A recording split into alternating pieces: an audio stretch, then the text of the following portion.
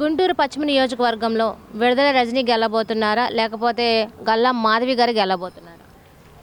పిడుగురాళ్ళ మాధవి గారు గెలవబోతున్నారమ్మా. గెలవబోతుంది ఆమె, నేను చెప్పింది పక్కా.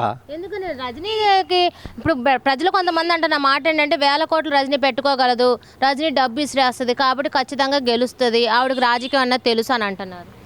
1000 కోట్లు ఖర్చు పెట్టినా కొంత మానవత్వం ఆలోచిస్తాడు ఓటర్ ఎంతసేపటికి అమ్ముడు పోతాడు అనేటువంటి భావనతో అధికార పార్టీ ఉంది, కానీ ఓటర్ అమ్ముడు పోడు.